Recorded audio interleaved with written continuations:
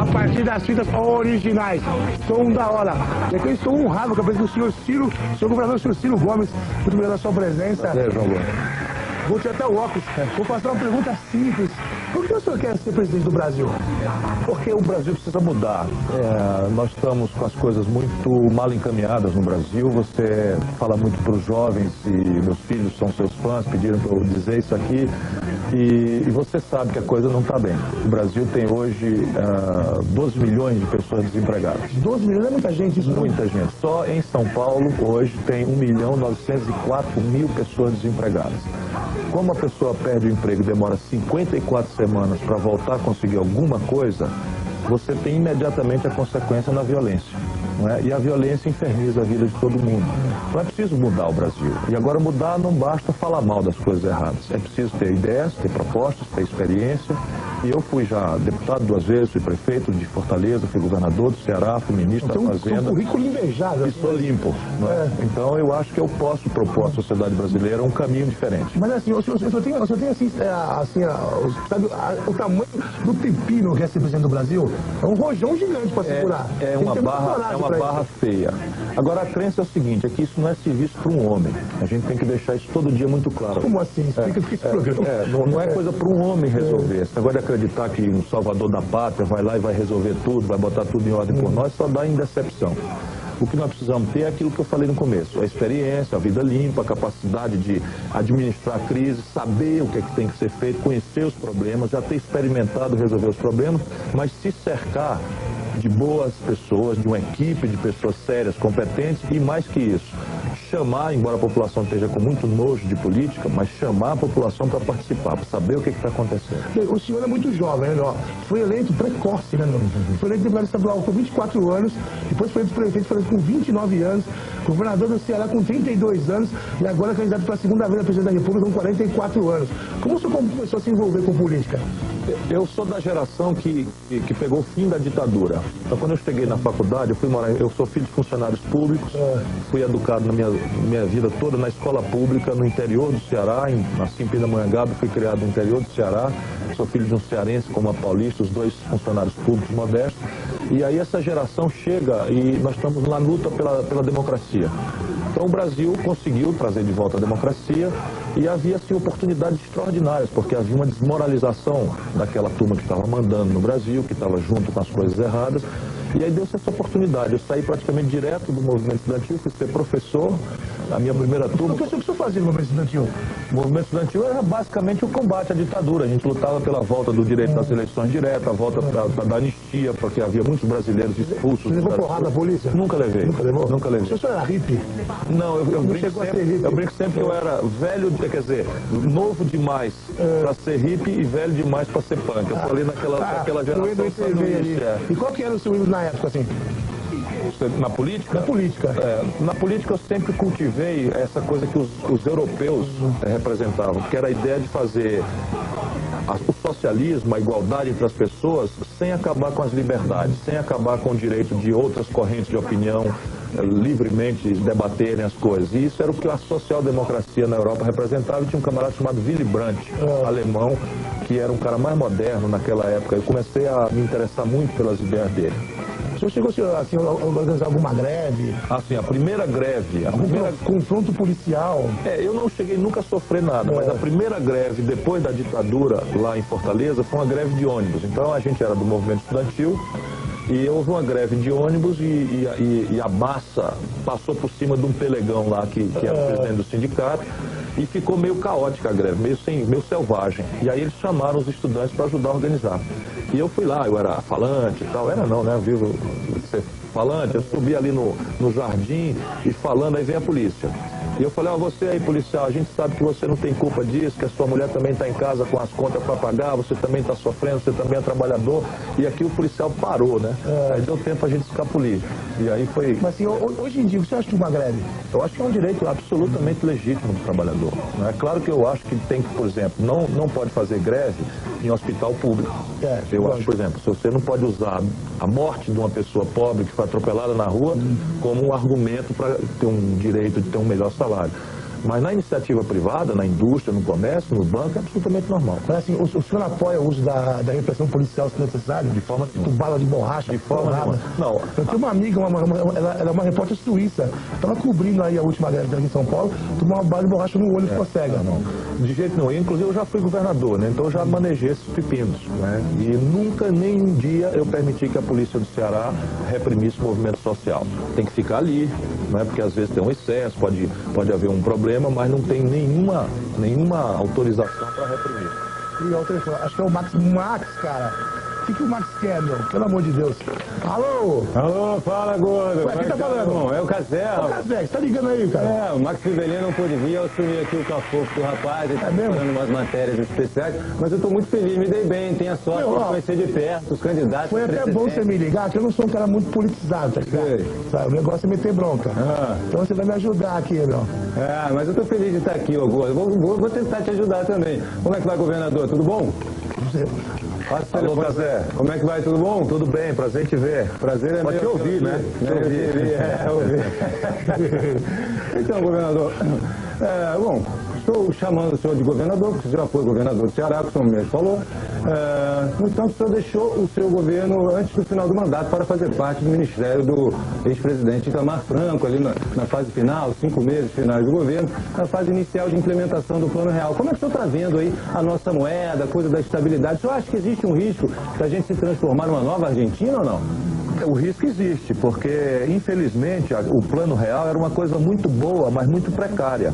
Era muito sério, mas precisava de fazer outras coisas que estavam pensadas naquela época para que ele pudesse se sustentar e não significar o fim da inflação, também o fim do emprego, o fim da produção, o arrocho salarial e o desmantelo do Brasil. Que tinham que ter Estava tudo pensado, exatamente. Não chegaram a ser realizadas, aí? Não, aí o que aconteceu? Deu certo a primeira fase, derrubamos a inflação espetacularmente, o país começou a experimentar a maravilha dos preços estáveis e essa gente que se elegeu aproveitando o real acabou sentando em cima, né, da popularidade fácil, jogou de lado o que tinha que ser feito e passaram a brincar de reeleição. O resultado hoje é que o Brasil explodiu as suas dívidas, não tem energia, o arrocho salarial só esse último ano, Cazé, mas se tiver desculpe me interromper, mas você acha que existe um risco da gente se transformar numa nova Argentina, já que essas fases que têm ter sido realizadas não foram realizadas? Tem sim, se você continuar do jeito que está, não tem dúvida que o Brasil vai sofrer problemas muito sérios. Não é igual a Argentina, porque o país não é igual ao outro, mas a dívida pública explodiu, a condição de crescer a economia parou, 1.700.000 jovens por ano chegam ao mercado de trabalho procurando o primeiro emprego, porta no nariz e o maior desemprego da história. Então você tem tudo aí de semente de uma crise séria se a gente não mudar o caminho. Tá legal, muito obrigado, governador. Obrigado, Cazé. Senhor governador, hoje até alunos da USP, cara. Ciro. Me chama de Ciro. Pode chamar de Ciro? Saiu o papel, né? Assim, alunos da USP, considerado uma das melhores universidades do país, estão em greve protestando contra a lotação em salas de aula. Ou seja, os caras estudam, chega ali, modo difícil entrar na faculdade. Quando entra, tem que estar no chão. O que o senhor faria para melhorar isso? Melhorar a educação no Brasil? O Brasil tem, de cada 100 estudantes em idade de universidade, o Brasil tem 4,5, como se pudesse dividir metade nas pessoas, né? Vamos dizer, 5 tem vaga nas universidades públicas federais. Isso é um cretinice, porque no mundo por aí afora é 80 de cada 100, 70 de cada 100 que tem estrutura de formação profissional. E isso hoje é fundamental, quer dizer, você hoje não tendo o primeiro grau, você esquece o emprego. E se você tiver só o primeiro grau, você vai ter um empreguinho com a merreca, com um salário mínimo que é de R$200. Você só pode ter bons empregos, operar tecnologia, mexer em computador, se você crescer a escola. Portanto, uma das mais importantes linhas que nós temos que fazer no Brasil é uma educação pública de qualidade. Isso exige uma prioridade de investimento. Agora eu vou te dar um número. O Brasil, o ano passado, gastou 12 bilhões de reais com educação, o país inteiro, e gastou 90 bilhões de reais com juro para banqueiro. Absurdo. É isso aí. Absurdo. Qual é que é? Eu sou inteligentão, CDF e tal, gosto de estudar. Eu acho que eu sabia viver. Passei em primeiro lugar no de direito. Eu era um bom aluno, mas não era CDF não. Eu fazia teatro, eu fazia jornal, eu namorava pra caramba, enfim, fazia farra, jogava futebol. Você não tinha uma banda, não era percussionista? A SQ Som, né? Eu era percussionista, não tinha muita função na banda mesmo. Não? Mas que tipo de som fazia? Era aquele rock brasileiro daquele tempo, uma influência de Rita Lee e tal. Novos Baianos. Ali, tinha cabelo grande, não? Tinha cabelo grande? Eu tinha o cabelo abaixo aqui. Cacheadão. Agora acabou. Alô? Fala, Gordo. Casal, você de novo? Sou de novo, Gordo. Qual é que gostou de você com o Ciro, é? Deixa eu falar com o Eu tô íntimo aqui, já tô íntimo do cara. Ah, é? Ciro, governador, agora é Ciro. Ah, Ciro, legal, cara. Eu vou passar. Aí, mano. Fala, Cazé. Governador, o que o senhor acha dessa... Estamos falando de educação, o que o senhor acha dessa política de afirmação, dessas políticas afirmativas, né, como a cota para estudantes negros nas faculdades? O senhor não acha que aí na tentativa de corrigir uma distorção no ensino superior, uma distorção que já começa ali no ensino básico, não existe a possibilidade, não existe o risco da gente estar formando profissionais menos gabaritados para atuar no mercado de trabalho? Acho. Nós temos um problema no Brasil, não é? Que é a discriminação. Não podemos fazer de conta que não tem. É que é menor do que por aí afora, mas tem. E isso você vai olhar claramente no mercado de trabalho, Cazé. O mesmo serviço, um branco ganha 100, o preto, o negro ganha 60. Assim como as mulheres ganham 80 por o mesmo serviço que o homem ganha 100. É um absurdo isso. E a discriminação tem. Então a gente tem que prestar atenção nisso e fazer. Mas aí não é a favor dessas cotas? Não sou a favor, porque isso é uma ideia americana, que inclusive lá não está funcionando legal. Mas lá deu certo, não foi, seu filho? Lá não deu certo. Eles implementaram, a coisa melhorou, eles começaram a fazer não está dando certo lá. O uso disso, porque veja, que não precisa mais. Claro, o que nós temos no Brasil é problema de pobreza. O que nós temos que ter é políticas públicas massivas de enfrentar a pobreza.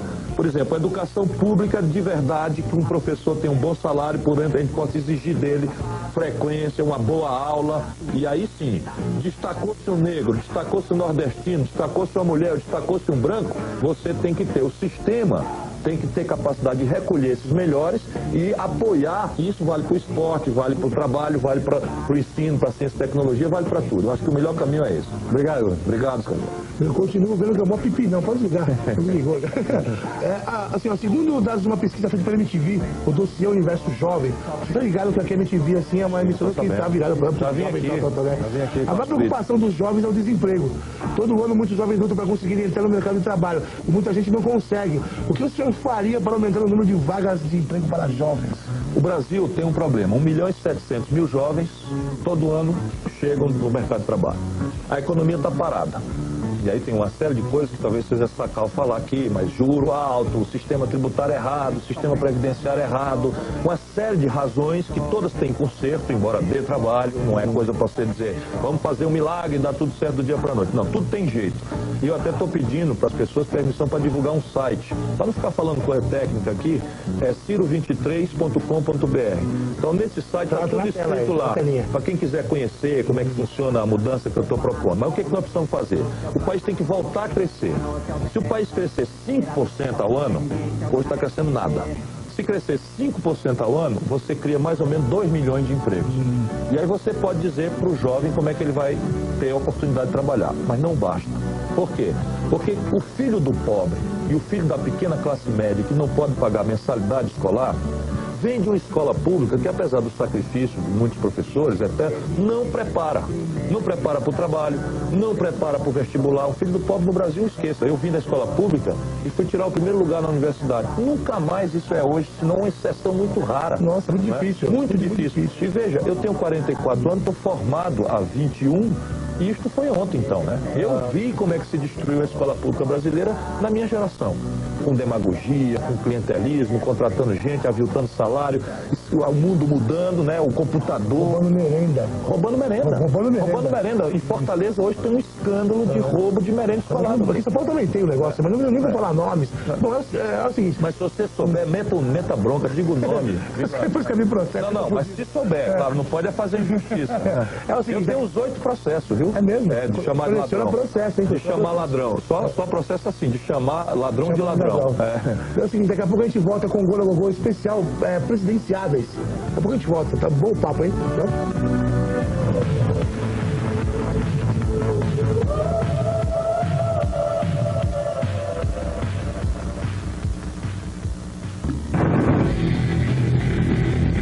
Olha lá. Então, Ciro, quando você chega em casa... É legal. Gosta, né? É legal. Quando você chega em casa pra relaxar, o que você escuta?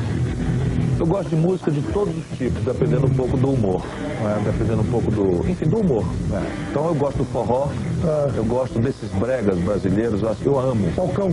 Mas amo. O Falcão é gênio. O Falcão é gênio. Eu sei que a burguesia fede, mas tem dinheiro para comprar perfume. É muito bom. Você foi no site do Falcão já? Já. É demais. Eu sou amigo pessoal dele. É mesmo? E outra coisa, eu tá falando, né, de Zeppelin, Pink Floyd, você ouvia rock, né, na sua época. Mas todos esses, tudo, não é? Queen. Quando saíram, era mais ou menos como o rock que vocês agora coloquem. Aí as gerações como a minha, que vai ficando velho, começam a se assustar. Pô, mas o rock vai e volta, viu? Volta sempre com uma nova roupagem, uma nova história. Assim, as pessoas saíram do governo em novembro de 94, né? Isso. Dezembro. Desde lá nunca mais teve cargos públicos. O que o senhor fez então? Eu fui para a universidade nos Estados Unidos, fui convidado para Estudar mais. Estudar mais. Como uma coisa, estudar tanto? Precisa entender as coisas. Se você está querendo resolver o abacaxi, que não é pequeno, pepino para resolver, você não pode ficar comendo pela mão dos outros. Você não, tem que né? um pouco, pelo menos, saber o que está acontecendo. E eu comecei, você já falou, eu comecei com 24 anos direto até os 36. Eu queria parar um pouco. Eu acho que a política não pode ser meio de vida. Nossa, meu, com 24 anos até os 36 eu só fiquei louco só o tempo inteiro. E só assim, fiz isso, se só estudou, fez política. E aí fui para os Estados Unidos estudar, fui para a universidade lá, estudar, passei 1 ano e meio lá. Aí comecei a virar acadêmico, escrever livros. Qual é profissão? Eu sou advogado e professor de direito. Hoje em dia. E agora passei a estudar economia política, então eu sou consultor de economia política. Consultor, seu emprego é esse? Não tem emprego, eu faço palestras e cobro as palestras técnicas que eu faço para entidades. Quanto custa a palestra?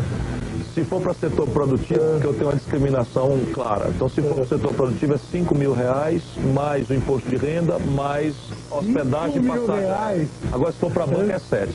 É mesmo? Deixa eu chamar o senhor em casa para fazer uma palestra para mim. Para você é de graça, eu não cobro nem de estudante, nem de sindicato, nem enfim, de profissionais liberais, eu não cobro. Aqui, ó, As campanhas eleitorais são frequentemente uma grande fonte de problemas, né, como você sabe, de escândalo dos candidatos. A governadora Rosana Sarney até renunciou por causa de supostas irregularidades, você sabe bem, né? Com relação à arrecadação de verbas para a campanha, né? Enquanto está orçada a campanha do senhor? Isso não dá para saber ainda. Tem uma comissão fazendo planejamento, mas eu tenho uma estimativa que deve custar uns R$15 milhões. Eu não sei se nós vamos...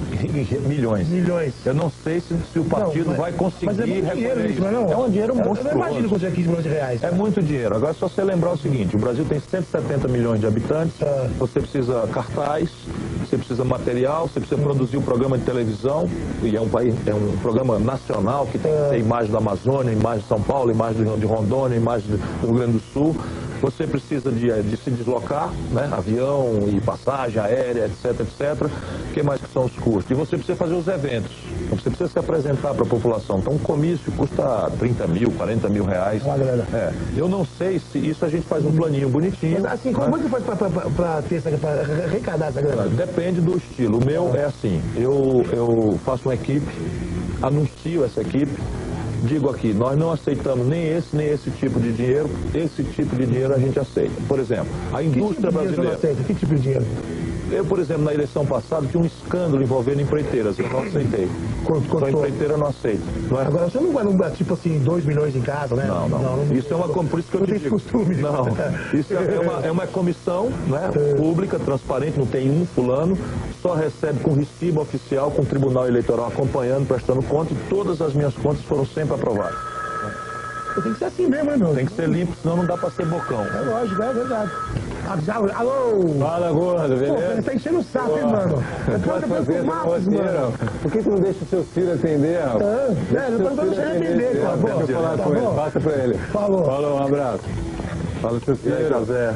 Bom, a gente está falando aí de campanha, de arrecadar fundos para a campanha, né? Eu gostaria de saber do senhor, o que o senhor faria para combater os juros extorsivos dos bancos, né, no cheque especial e no financiamento de empresas, já que os bancos, na maioria das campanhas dos candidatos, eles são grandes financiadores dessas campanhas, não é? Creio eu também na sua. Tem Como toda a fazer, razão. então, para combater isso? As pessoas precisam prestar atenção exatamente nisso, porque quando você está falando, você pode entrar naquele papo furado. Eu sou a favor do emprego, do salário, sou a favor da melhoria da condição de segurança, da saúde. Então essa mistura de papo furado com mistificação, com mentira, inclusive está desmoralizando.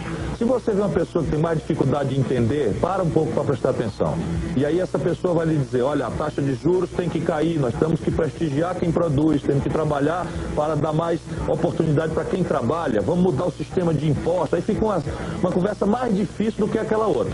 Aí você presta atenção que esse daí está dizendo claramente qual é o interesse que ele vai ferir e qual é o interesse que ele pretende ajudar. Mas, por exemplo, o senhor falou que não aceitava certos tipos de dinheiro. O senhor aceita doações de bancos na sua campanha? Não, isso não é problema nenhum. Você não, tem... Estou falando que é um problema. Eu digo assim, não fica uma situação meio constrangedora. Não, como você vai combater os juros extorsivos? Depende da proposta. Eu, por exemplo, tenho um compromisso claro, sou o único que está falando isso, tem uma administração da dívida interna, que é onde o juro explode, diferente da que estão fazendo aí.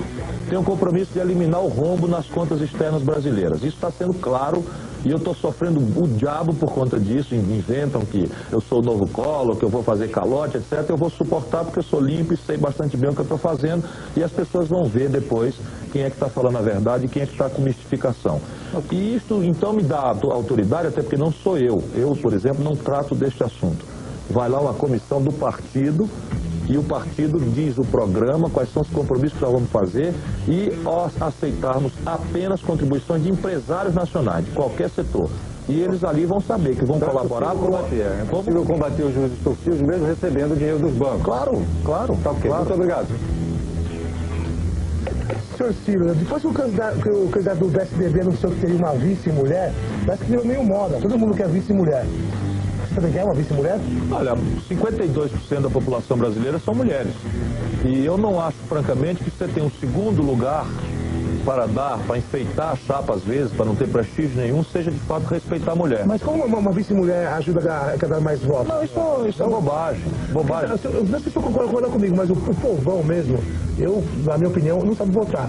Vota porque é bonito, vota porque é rico, vota porque é doutor, vota porque é mulher. O povão não tem culpa disso. O que tem é o seguinte, tem uma grande engrenagem de mídia, das mídias comercial, uma engrenagem do poder econômico que empacota as coisas erradas e engana a sociedade às vezes. Mas o povo brasileiro cada vez mais está descobrindo o caminho de fazer, vamos dizer, de se vacinar contra isso. Hoje ninguém mais se apaixona pela política, as pessoas acham ruim, eu acho bom. Porque a política é uma coisa de inteligência, não é uma coisa de onda. Quando você vai na onda, você está ferrado. Você tem que fazer com a cabeça, saber quem é, porque na véspera da eleição todo mundo é bonzinho, todo mundo tem boa promessa, todo mundo. E olha o passado. E aí, no meu caso, eu sou o único caso na administração pública brasileira de governador e prefeito em que a metade dos secretários eram mulheres. Por exemplo, o senhor José Serra, que é o candidato do governo, o atual governo não tem nenhuma mulher ministra. Agora, por falar em mulher, o seu namorado é a Patrícia Pilar, né? Que é uma atriz maravilhosa, uma das mais bonitas da TV. Eu também acho. Chaveco, o senhor chegou no chaveco bom, né? Não é chaveco não, foi paixão mesmo. Mas assim, ela já teve esse problema de câncer, que a minha mãe teve esse problema, a minha namorada também teve e é câncer no seio, né? Isso. Como o senhor fez para Foi um terror, viu, João? Foi um terror. No primeiro momento foi um terror tremendo. E é importante a gente aproveitar. Eu fiquei muito preocupado também com a minha mãe, com a minha namorada também, terrível. Elas superaram. Superaram. Né? O terror é porque ela é uma pessoa esclarecida, uma pessoa que tem recursos, que pode ir num bom médico, num bom hospital. E ela fez a tal mamografia e o diabo do exame não deu nada. Não achou. Então a sorte, veja bem, é que ela tinha uma informação a mais que foi no autoexame que as mulheres têm que fazer, jovens têm que fazer. Elas não sabem, as mais pobres desinformadas não sabem. Tem que ajudar as pessoas a entender isso. O sistema tem vergonha, eu acho. Foi isso que salvou a vida. Então não tem que ter vergonha. Ela apalpou o seio na hora do banho, faz ali, achou o nódulo. Aí foi lá no médico na hora certa, graças a Deus. Na hora certa, né? Tirou. Fez a quimioterapia, caiu os cabelos, continuou linda. E agora o cabelinho já está voltando. Já está voltando. Agora sim, ela vai participar da campanha com o senhor, lógico. Ela é minha parceira, né? Vai estar comigo aí. Eu não vou deixar manipularem, porque isso é uma relação pessoal. Eu não vou deixar ninguém usar, eu não quero que ninguém vote em mim por causa dela. Claro que ela tem todo o mérito, todo o respeito, assim, as pessoas, ela é minha mulher, não é? É minha parceira, vai estar comigo onde eu estiver, na vitória, na derrota, mas eu não vou deixar ninguém manipular. Você acha que o povo não vai querer votar no senhor só porque o senhor é marido dela, tão bonita? Eu acho, quer dizer, eu acertei com ela a minha vida, não é? Então ninguém mais do que eu admira e respeito. Mas eu acho que votar para presidente é uma coisa muito séria. tudo bem, pode ser, olha, eu vou conhecer um pouco mais, pode ser, por exemplo, um cara que tem uma parceira assim, que eu gosto, admiro, quem é esse cara? Será que foi só, como você falou, chaveco? Ou será que tem coisas mais sérias? De onde ele vem? Quais são as ideias? Quais são as propostas? Ele responde à exigência de um bom governo que seja sério, trabalhador, que tenha compromisso com o povo, não de chaveco, mas compromisso de trabalhar mesmo, se preocupar com a família, com o emprego, com a moradia, com a segurança das pessoas, com a aposentadoria. Caramba, nós temos 13 milhões de pessoas aposentadas no Brasil. 13 milhões aposentados? Com R$200 de aposentadoria. Vamos falar um pouco sobre gravidez na adolescência. É um problema sério no Brasil. Tem dados aí que... Vamos do último censo, que a gravidez da adolescência aumentou muito. No seu plano de governo, o senhor tem algum plano na área de saúde para a sexualidade dos adolescentes? Toda a orientação do nosso projeto de saúde, um pouco que eu já fiz no Ceará, desculpa eu ficar falando assim, é para as pessoas terem um lugar de pesquisar, senão fica só a conversa. É a prioridade materno-infantil. Se você focar, der prioridade para as políticas de saúde, na questão da mulher e da infância, da criança, a partir inclusive do pré-natal, do acompanhamento, enfim, nós ganhamos o Prêmio Mundial de Combate à Mortalidade Infantil. A única vez que a Unicef deu esse prêmio para uma instituição da América Latina, o povo e o governo do Ceará ganharam, e eu fui receber esse prêmio lá nos Estados Unidos, na ONU, no plenário das Nações Unidas. Funciona e não custa muito dinheiro, porque o Ceará não tinha muito dinheiro para fazer isso. Então o foco é aí, e você tem, boa parte dessas ações são de educação sanitária. E ajudar a contracepção, usar camisinha, orientar as pessoas para isso, a higiene. Na escola seria importante, fundamental, não tem que ter medo de falar disso. Anticoncepcional, com meus filhos, eles desde garoto, perguntou, eu respondo. São três, as pessoas são três filhos. A Lívia, o Ciro e o Yuri, que estão te assistindo aqui, são teus fãs, como eu já te falei. E bastou crescer um pouquinho, perguntou, eu falo, não tem conversa. Eu não vou lá, vem cá, deixa eu te ensinar aqui umas coisas, eu nunca fiz também. Mas assim, perguntou, não tem conversa de cimentinha, de cegonha, eu vou lá e conto exatamente como foi. Assim, a mãe deles, uma pessoa extraordinária, também é uma pessoa muito arejada e nós não temos problema. Minha filha tem 18 anos, a vida dela é dela, eu apenas digo, olha a camisinha. Lógico. Bom, agora sim, o senhor é contra ou a favor do aborto? Ninguém pode ser a favor de aborto, João. O aborto é uma tragédia humana, o aborto é morte. Então ninguém pode ser a favor da morte. Sim, agora, deixa eu avançar que eu não vou fugir. Para as mulheres é necessário. Mas aborto é morte. Ninguém, nem mesmo elas, que têm que fazer ou que já fizeram a força de serem pobres, de terem medo da consequência de uma gravidez não planejada com a família, com os pais, passaram por traumas mortais, vão ficar machucadas e até tem que se livrar desse sofrimento.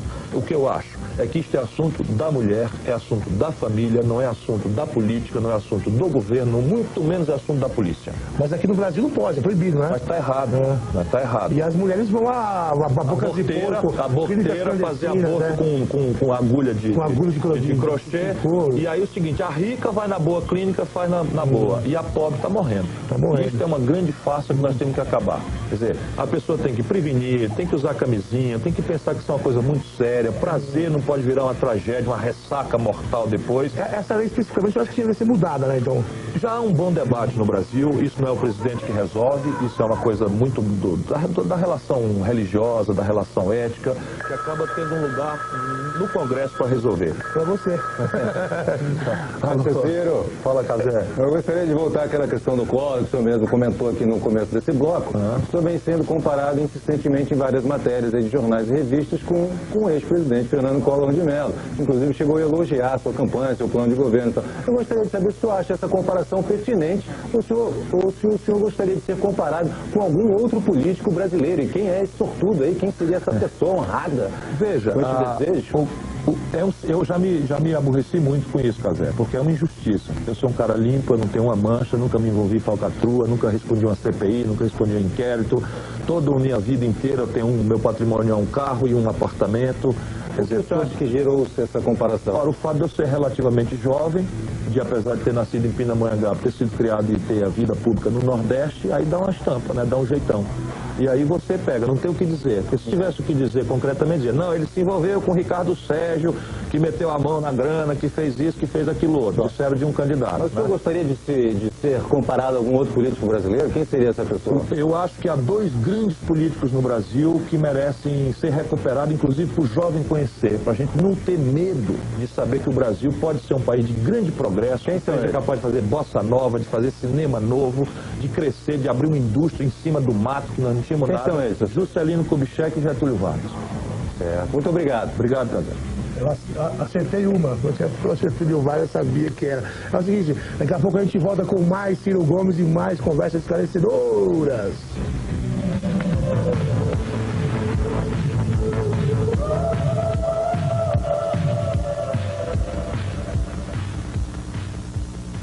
Completamente boba, porque a parte compreensível, 1000 promessas mentirosas, corrupção e impunidade, as pessoas sofrendo pão que o diabo amassou, desempregadas com a violência, a depredação do meio ambiente, a identidade cultural do país sem proteção, sem animação, e as pessoas tendem, isso é no mundo inteiro, no Brasil é igual, as pessoas tendem a olhar para os responsáveis, e quem é que é encarregado do negócio aqui? São os políticos, então estão falhando, estamos falhando, não vamos voltar. Agora, isso é o lado correto. Agora tem que abrir o olho, porque numa democracia não tem solução fora da política. O que você tem é solução para trocar a política, trocar os políticos, mas não tem jeito de fugir da política, que é um pouco o pior dos mundos. Então é isso que porque pode se ser as feito, pessoas não trocar os políticos. trocar os políticos, trocar o povo e se preocupar um pouco mais, ficar mais esperto, né? Porque esses políticos estão aí, todos estão eleitos. Quem foi que botou eles lá? Eu sei, mas sempre vai ter um filho, vai ter um neto, parece que é um coronelato. Sim, cara, mas não é a população que vota. A gente não pode querer ser melhor do que ninguém. Então a população que vota está votando, se tem tanta podridão na política. O problema é que essa aparência vem um mau exemplo, premia com a impunidade, pronto. Sujou geral o ambiente. O sério, que está trabalhando, que é honesto, as pessoas até descontam. Elas sabem, não, aquele cara ali eu respeito e tal. Eu, por exemplo, tenho um problema na rua, numa boa, nunca... Ei, aí, ladrão, nunca aconteceu comigo, porque eu nunca me envolvi em coisa nenhuma. Agora você carrega nas costas, né, o fardo da categoria. O sindicato é mau. Mas o que você acha que isso poderia ser feito para os jovens se voltar a se interessar por política? Exemplo, conversa não resolve. Exemplo. Na sua época todo mundo era engajado. Mas nós tínhamos algumas coisas muito simbólicas para enfrentar. E era muito fácil, era só preto ou branco. E agora 2002, pode ser feito? Eu acho que tem que prestar atenção. Por exemplo, desliga a televisão, agora o João Gordo, até o João Gordo abriu o caminho para os políticos falarem. Pronto, errou. Agora, presta atenção. Né, vê se está falando, procura saber, vai lá no site, não é? Procura saber, pergunta quem conhece. Seus filhos são engajados, eles se interessam? Não, mas aí é atípico um pouco, porque quando eles nasceram, eu era já deputado. A vida inteira. E eles sofrem, porque acaba o pai vivendo na rua, no mundo, viajando, trabalhando, etc. A mãe também é política. A mãe, nós dois viemos do movimento estudantil. Eu acho que Alô, seu Ciro, como vai? É engano, não tem nem um Ciro aqui.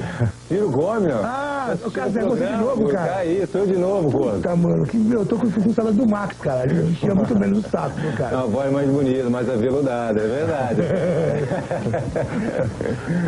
Ô, seu Ciro, bom, o senhor foi um dos fundadores do PSDB, não é? É verdade, eu fui um dos fundadores lá no Ceará e fui o primeiro governador eleito pelo PSDB. E eu sei que num dos comícios do PSDB, lá em Contagem, Minas Gerais, o senhor chegou a pular do palanque para defender o Fernando Henrique Cardoso, estava sendo vaiado e tal.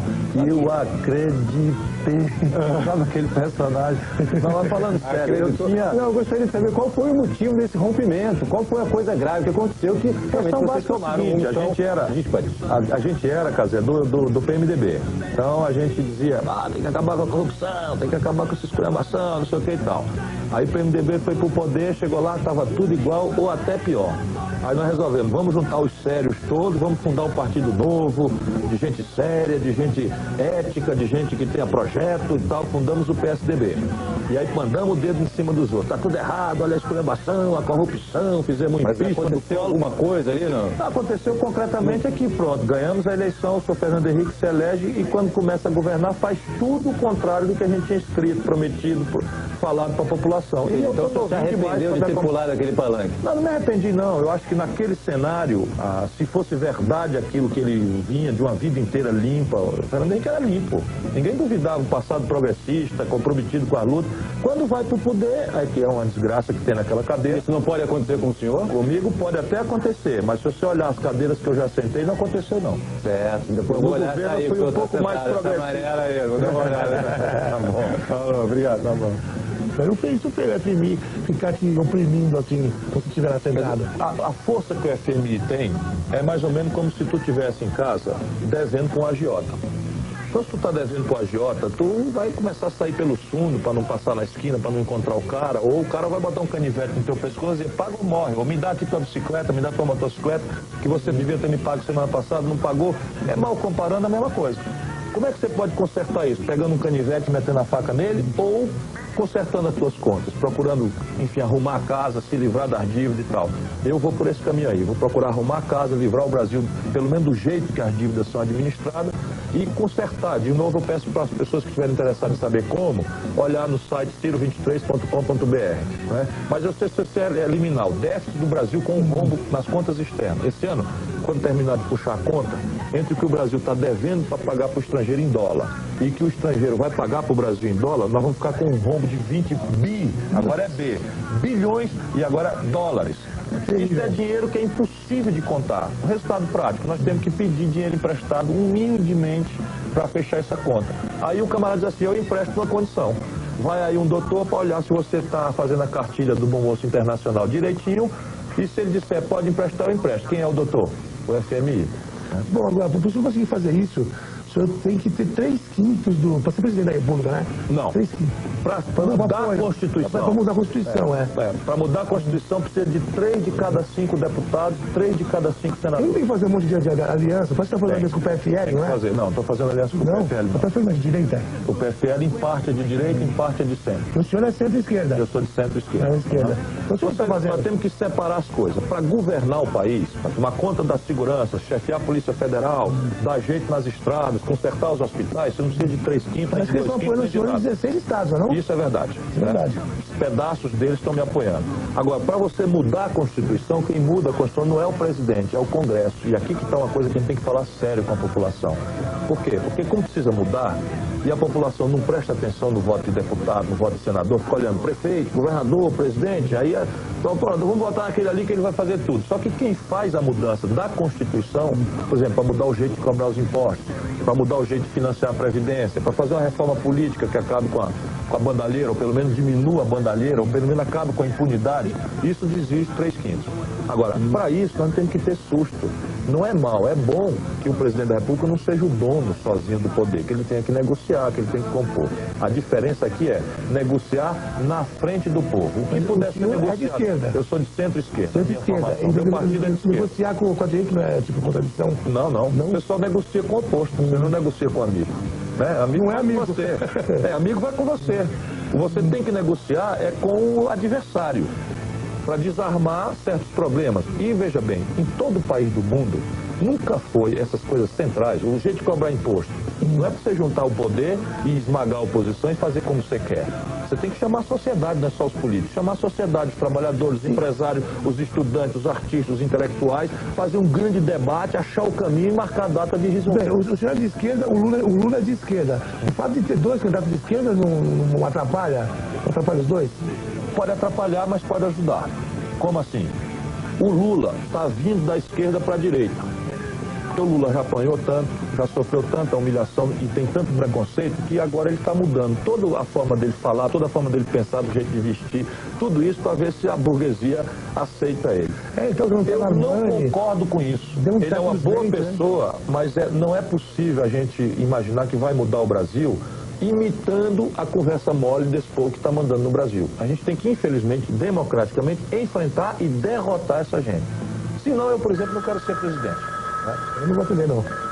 Eu sou Casé, não, pode atender à vontade. Ô, Casé. Tudo bom? Eu sabia já, né? Já imaginei estatisticamente que era.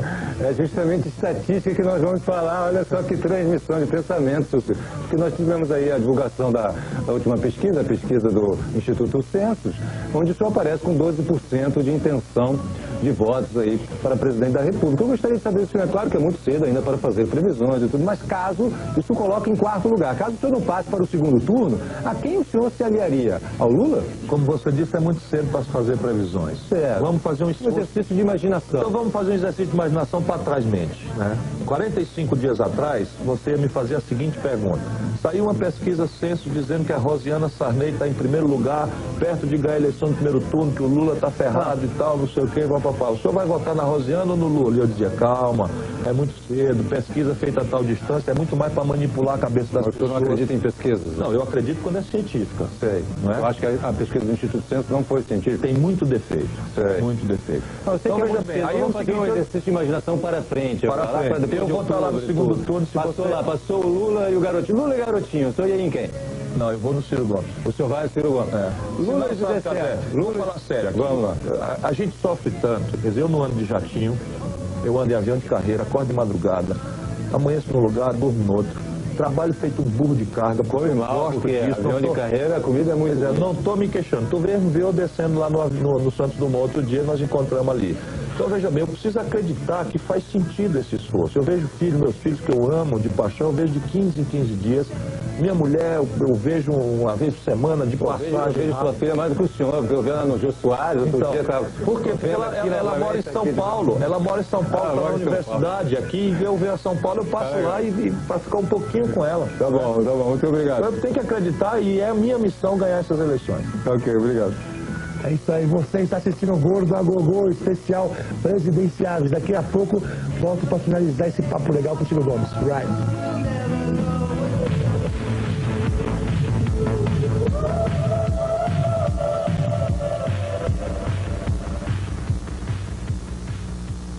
O governo está tem uma grande preocupação com o tráfico de drogas. Né? Na verdade, você se filtrou na rocinha lá uma vez lá e ficou ali só de... Não foi escondido, não. Eu resolvi um dia ir lá ver. Assim como o Ciro Gomes? Sim, fui normal. É mesmo? Desci lá, tem muito nordestino, as pessoas meio que me receberam muito legal. Sei. Desci ali, entrei na feira, que é embaixo, ali perto de São Conrado, fiquei ali e tal. Daí o pessoal me reconheceu. E eu falei, ó, tô a fim de conhecer isso aí, esse mistério, saber como é e tal. Me leva. Aí andaram. Subiram lá, eu subi. Aí andamos, vi gente armada e tá entrando numa rua, ela entrando na outra, daí a pouco chega, para aqui. Ninguém viu recepcionar alguma coisa? Não, para aqui. Não, eles já fizeram um protocolo, né? Para aqui. Aí eu parei lá, foram lá na frente, eu entendi que estavam negociando a minha entrada lá num certo setor. Aí o cara me recebeu, só quer conhecer você. Eu fui lá. E garoto, cara. Garoto, né? Garoto, apavorado, encurralado. Agora, evidentemente, envolvido com algum problema sério, provavelmente o narcotráfico. Que é a única saída dele, né? Pode ser. Agora, qual seria a sua política com o narcotráfico? O narcotráfico nós temos que combater duramente, dentro da lei, respeitar a dignidade do ser humano, mas é preciso combater isso porque está destruindo valores importantes. Quem irriga, quem financia a corrupção do judiciário, financia a corrupção até de campanha política, quem financia a destruição de garotos, porque esses caras, eles estão protegidos. Pegam a garotada de avião e de vez em quando eles fazem um acerto com a polícia. Lógico. E dão ali, ó, eles mesmos dizem, ó, tem meio quilinho ali, aí a polícia vai lá, mata tudo, garoto de 19, 20 anos, aí a polícia bota no jornal, olha aqui, estão ganhando a batalha e tal, e o grandão tá lá. Então lá eles pegam uma farinha e devolvem. O narcotráfico tem que enfrentar duramente, dentro da lei, mas duramente. Agora, o que o senhor acha da descriminalização da droga? Eu sou contra. Eu acho que nós temos que compreender que o usuário não é criminoso, é diferente. Agora, essa coisa inocente do passado... Não é a liberação, é a descriminalização, né? Eu estou entendendo, mas eu sou contra por isso, porque antigamente havia uma ideia, né, romântica, mas quando tu entra nisso, tu não sabe, mas tu está financiando toda esta armação de violência que tem uma ala que é o sequestro, tem outra ala que é o assalto na rua, é o contrabando de armas, isso tudo tem uma conexão e você às vezes... Na inocência, não, cara, o que tem o dar meu tapinha, ou não sei o quê, você está financiando sem querer. essa bandidagem que está levando... O cara tá insistindo, o cara tá então, insistindo. é o seguinte, o usuário não é crime, para mim, na minha opinião, mas o resto, narcotraficante é crime. Desculpa, Casé, eu estava terminando aqui um raciocínio. Demorou para atender. Faz você. Bom, a gente está falando o narcotráfico é uma das, digamos assim, dos propagadores da violência no nosso país, como o senhor falou. A gente sabe hoje em dia que o jovem morre muito sendo assassinado, sofre muito com essa violência em todo o país. O jovem da periferia, hoje em São Paulo, o jovem da periferia morre mais de assassinado do que de qualquer outra doença. Realmente, quem morre é homem e jovem. Você vai olhar, a morte é homem e jovem. O que o senhor faria para mudar essas estatísticas? Mais uma vez, você tem que fazer duas coisas. Mas de carne e osso aí. É claro, você tem que fazer duas coisas. Uma é botar a economia para crescer. Porque se você tem numa cidade, vamos supor São Paulo, que é a mesma coisa em proporção diferente no Brasil. 1.904.000 desempregados, 54 semanas sem conseguir voltar a trabalhar. Se você imaginar que 10% perca a calma, o medo da polícia, o temor a Deus, e passe a viver de forma marginal, você está falando em 190 mil pessoas diariamente tensionando o problema da violência. Evidentemente, isso é como sugar gelo. Por outro lado, tratar essa questão da droga como uma questão de saúde pública não seria o melhor? Como usuário, sem dúvida. Como usuário, sem dúvida. O usuário tem que ser tratado como um problema de carinho, como problema de afeto, como problema de apoio e como suporte clínico mesmo. Isso sem dúvida nenhuma. Agora, o narcotraficante é um dos piores tipos de bandidos e nós temos que ter nenhuma tolerância dentro da lei. Volto a dizer que eu detesto violência. Dentro da lei nós temos que levá-los para o julgamento e para a condenação. Ok, obrigado. Aquele belo, agora se enrolou todo aquele belo lá, né? É todo enrolado. Bom, candidato, é o seguinte, nós vamos fazer aqui o nosso ping-pong, sem falar muito politiquês, entendido para leigos, jogo rápido, tá? O senhor faria em relação à dívida externa, você pagaria? Dívida externa do setor público, pagar toda. Do setor privado, dos empresários, eles que se viram. Calote? Nem pensar. E o salário mínimo? O salário mínimo não pode descer de R$250 e tem que virar R$900 em 10 anos. Eu digo como no site ciro23.com.br. Tá lá. E vou falar assim rápido. E o casamento para homossexuais? Eu acho que o efeito civil da união... Conta a favor. A união civil de homossexuais, claramente a favor. Porque as pessoas não podem viver a vida inteira, fazer patrimônio, se sacrificar e depois morrem e vão para uma lei antiga que não reconhece efeito civil na união de homossexuais. Sou claramente a favor. Serviço militar obrigatório? Sou contra. Contra? É. Não há razão para isso. O meu projeto é profissionalizar as Forças Armadas e essa é uma das causas do desemprego do jovem, por incrível que pareça. Por quê? Porque se o jovem está no serviço militar, ele é obrigado a pagar o salário dele sem ele trabalhar. Então as pessoas não contratam o jovem também por isso. E o funcionalismo público? Nós temos que profissionalizar. Tem solução? Claro que tem. Premiar o bom funcionário e tirar do serviço público o mau funcionário. Não é possível isso, não é possível. Sai para mim? É lógico. Tá bom. Seu Ciro, a última pergunta, antes de me despedir, eu gostaria de saber como é que o senhor vê a entrada de capital estrangeiro nas empresas de comunicação no nosso país. Eu lutei contra. Eu acho isso um perigo, porque país nenhum sério do mundo entrega a sua identidade cultural à produção estrangeira. Certo. Muito obrigado, seu Ciro. Obrigado, Casé. Obrigado por comparecer aqui. Um grande abraço. Um abraço. Deixa eu falar com ele. Só vou passar aqui pro João. Não, diz pro João que eu não vou falar com ele não, que ele vai me xingar. Eu vou embora, vou fugir. Ô, Casé, vai encher o saco da velha, meu. A vovozinha. A vovozinha, é isso mesmo. Isso mesmo. Um abraço. Tchau. Um abraço. Tá vendo? Não sou só eu. Para terminar, por que o jovem deve votar? O jovem deve votar porque o destino dele e do país não pode dispensar quem é sério, quem é bem intencionado e quem quer agir. Quem quer ser só passivo esperando vai aguentar na pancada. Isso tudo que está acontecendo. Nós precisamos agir para mudar. A mudança não cai do céu. Agora, se o senhor for eleito presidente, o senhor vai voltar aqui para ser entrevistado? Com o maior prazer. Tem moral? Aliás, faço mais. Convido você para me entrevistar lá no Palácio do Planalto. Ah, que medo! Mas eu cheguei com medo aqui hoje também. Então tá, muito obrigado, valeu. João, parabéns, obrigado pela oportunidade. É isso aí. Então é o seguinte, pessoal, esse aqui é apenas um dos programas com os presidenciáveis. Aguarde, vai ter muito mais. Alright, tchau.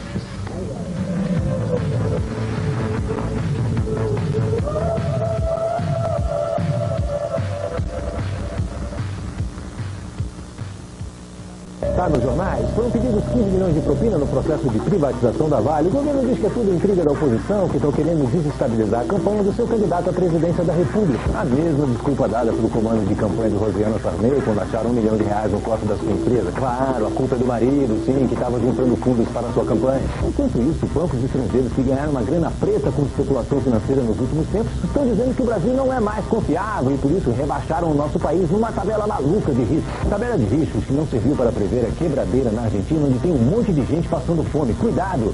Há muitos interesses em jogo e o seu futuro está no meio de um fogo cruzado em que ninguém é mocinho.